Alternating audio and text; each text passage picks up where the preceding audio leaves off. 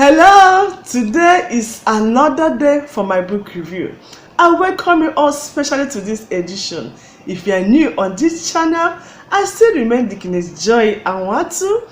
Don't forget to subscribe to my channel, like the video and also share the video. You can also drop your comments on the comment box. You can also give me a thumb up if you like this video. Today I want to review yet another interesting book with an interesting title written by my favorite author, and the title of that book is You Can Choose Not to Die. You Can Choose Not to Die, written by Reverend Chris Christian, the Shepherd of Mankind. Reverend Chris Christian is the General Overseer of Locust Army International Church. He's an apostolic prophet captured with the vision of raising an altar for the capital Messiah in the heart of Africa. He's a prolific writer and he's a preacher of God's word. His books centers on eschatology, intelligence, apocalypse, revelation, leadership, and ordinance.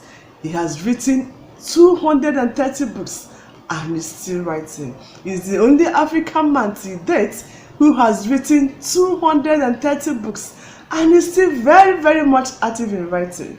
Reverend Chris Christian is a sacred eunuch with an oath of poverty. He lives in Lagos, Nigeria. The book You Can Choose Not to Die was published in the year 2017 by Shekinah Media House. This book has 11 chapters and I'm going to summarize each chapter. So listen attentively. Chapter 1 of this book is titled You Can Choose Not to Die. You Can Choose Not to Die. Discovering that we are made in the image and likeness of God so that we can live like Him is an awesome revelation that must guide our choices and actions. Death is an enemy of man that was conquered through the death and resurrection of Jesus Christ. To live or die is committed into the hands of man, because man is meant to be in charge of his destiny. So death can be forced on him. One of the reasons men die is because they ignorantly abandon themselves to God. There is life and death in the choices we make every day. Satan doesn't take permission before he kills men when they do something that attracts death. This is why in a bid to live forever, the first enemy to fight is spiritual and mental blindness. Death is not omnipotent, but men must be part of their self-sustenance. If we must not be subjected to death, we must clothe our vile bodies with the divinity of God. Grave is a place where men who didn't submit to the perfect will of God for their lives are kept and forgotten. Death is an evil spirit that is empowered to take the lives of those who disobedience took away their shield of protection. Chapter 2 is titled Acts That Prepare Men for Death. Acts That Prepare Men for Death. Chapter 2 of this book says, those who break the law of life will inevitably be subjected to death. Through the power of sin, death reigns. Sin is empowered to kill men after it has separated them from God. Sin is very subtle and more powerful than any blindfolded man is ready to understand.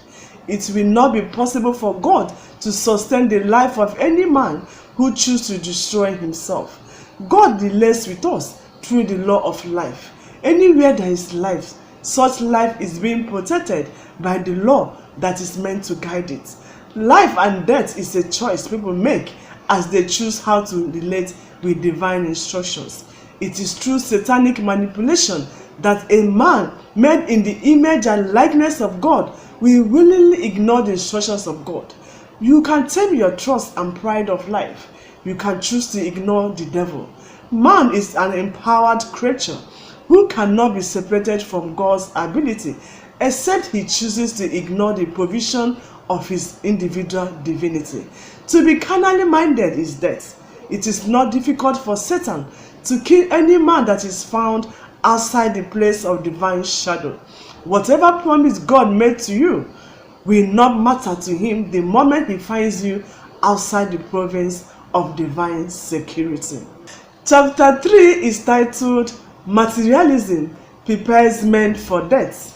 Chapter 3 says, when men dethrone God in their hearts and give themselves to the affairs of their life, they become idol worshippers.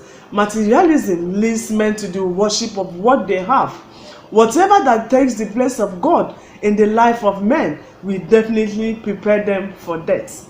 Anytime men allow Satan to accuse God because of their actions, they open the gates of death. Materialism corrupts men to give money a place that is meant for God. Those who desire to remain in the narrow path that leads to where there is no death must not make money their God. However, you can be rich without loving money. When Satan takes the souls of men through materialism, he destroys their destiny. Death is evil, and it kills those whose souls are enslaved to Satan through excessive materialism. To avoid greed, we need to be contented with what we have per time. Every day of our life, we are confronted with situations that want to take us away from the path of righteousness. But we must learn to contend with the enemies of our faith.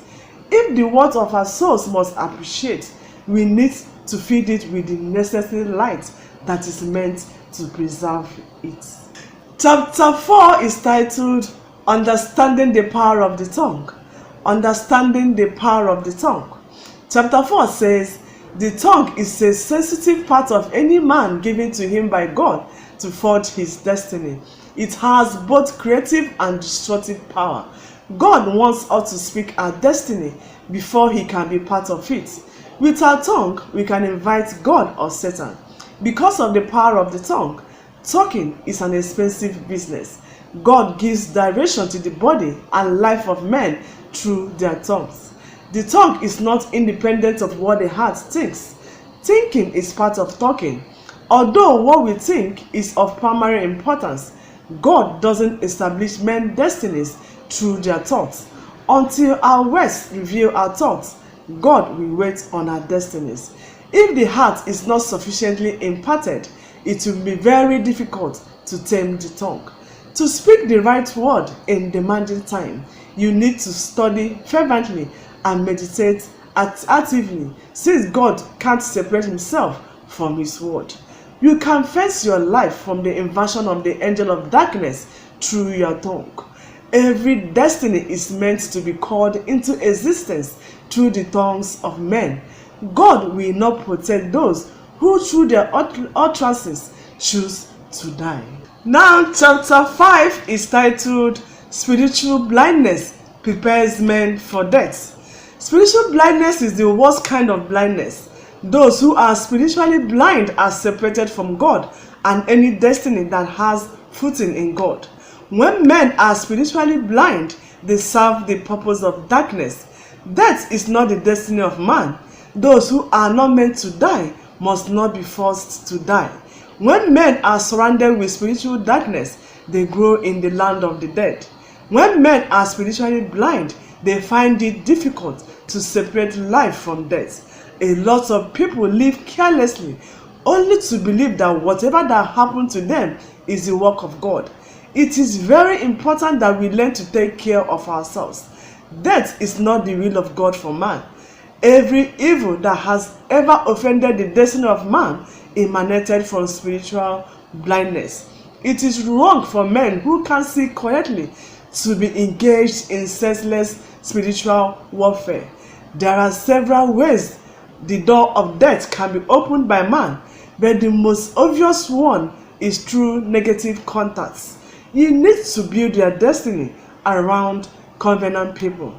The first Adam ignorantly opened the door of death, but the second Adam brought life and immortality to light. Chapter 6 is titled, You Have Power Over Your Life. You have power over your life. God gave man power to choose between life and death when he empowered him to have right over himself. We are meant to exercise power through the choices we make in life. You can choose not to die, but those who must not die must need to choose to live. When God created the first man, he gave him power over his life. God also committed his life to his choices.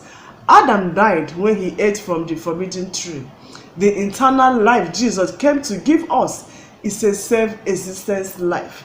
It is a life we must not allow Satan to take. We were all made in the image and likeness of God, and we must not allow what will never happen to God to happen to us. When Adam committed treason, he subjected all men to death through sin. So in Adam, all died.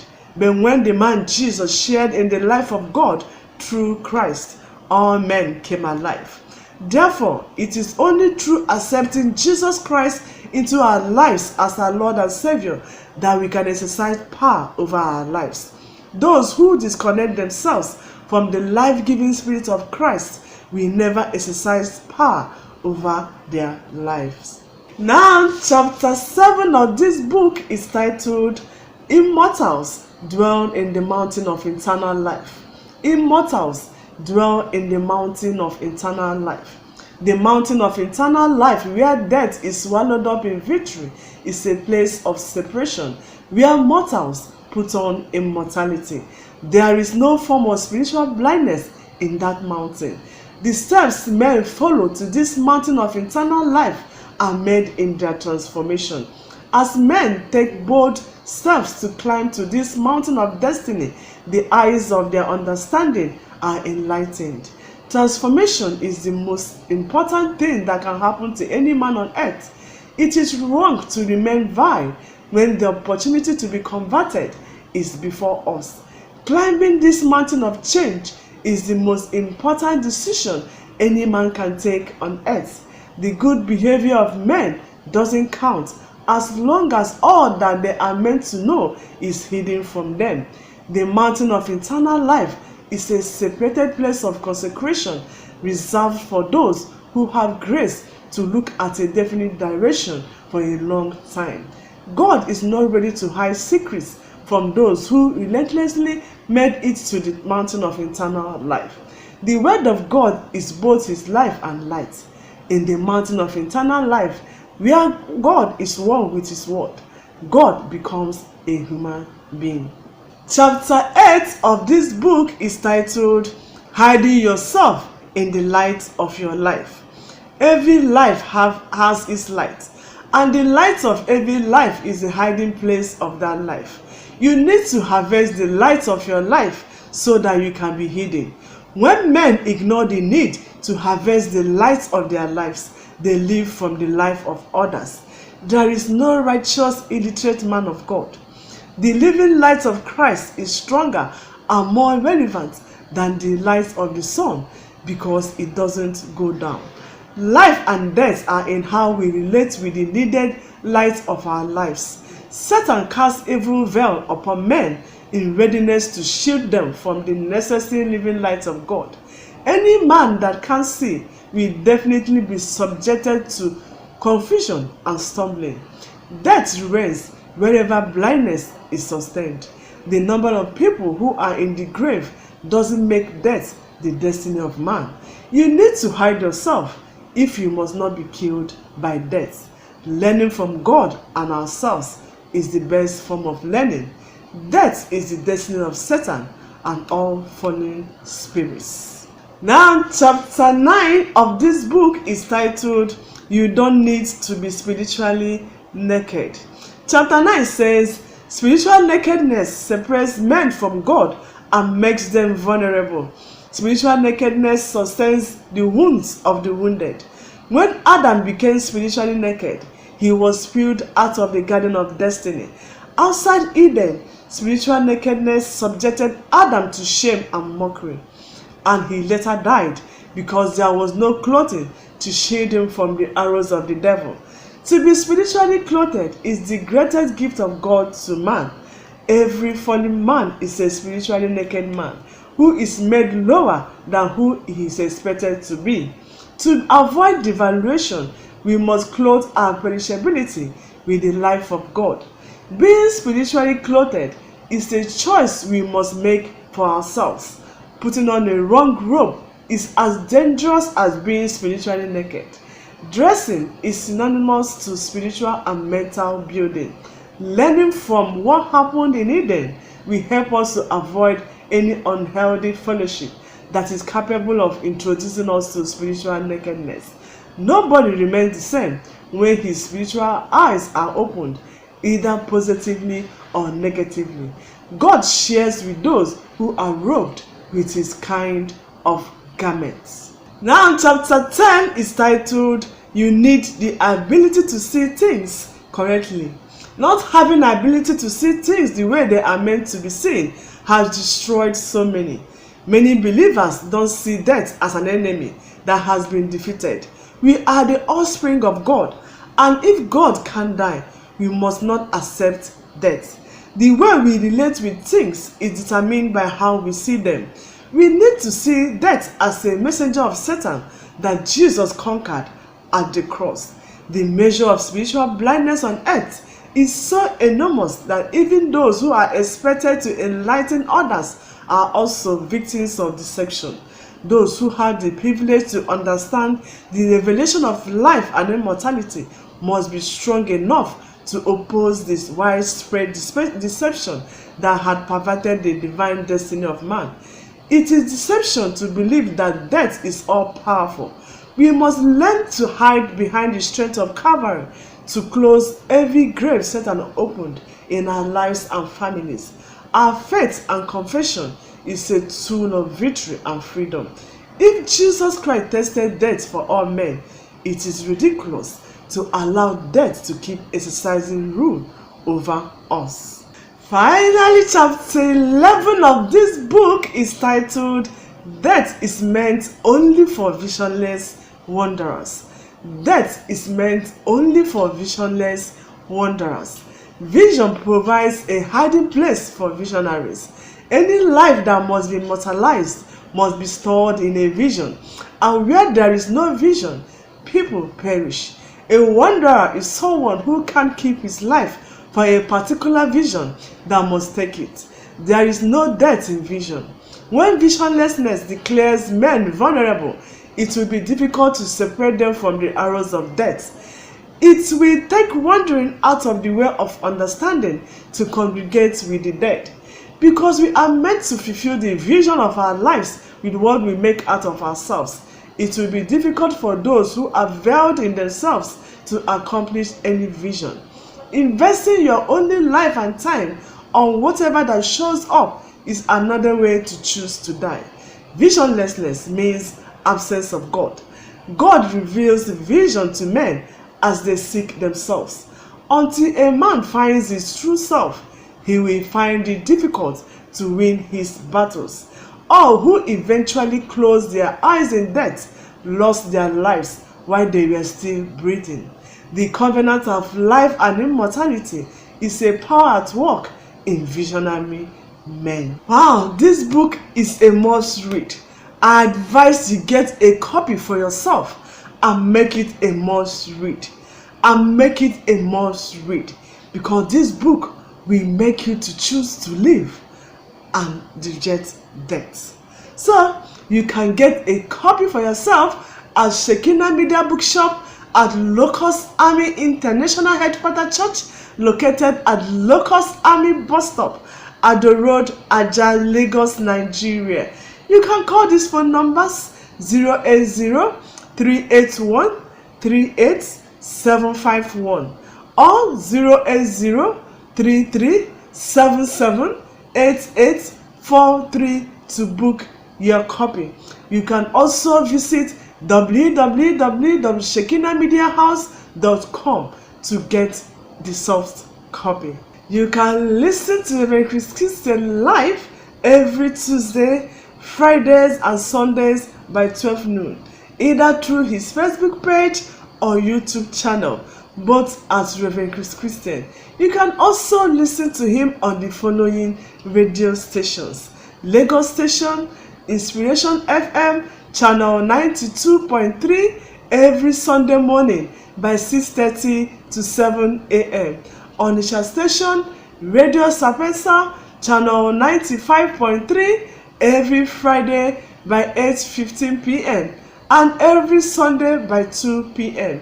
Enugu Station, Urban FM, channel 94.5 every Saturday by 9 a.m.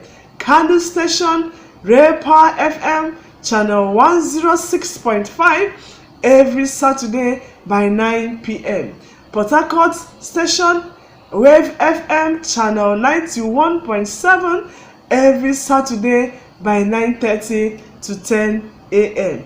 You can also watch Reverend Chris Christian on DSTV Wazobia Mass, channel 259, every Saturday by 12 to 12:30 p.m. Thank you so much for being part of this edition of my book review. Don't forget to subscribe to my channel, like the video, and also share the video. Drop your comments on the comment box and give me a thumb up if you like this video. See you again in my next edition. Bye.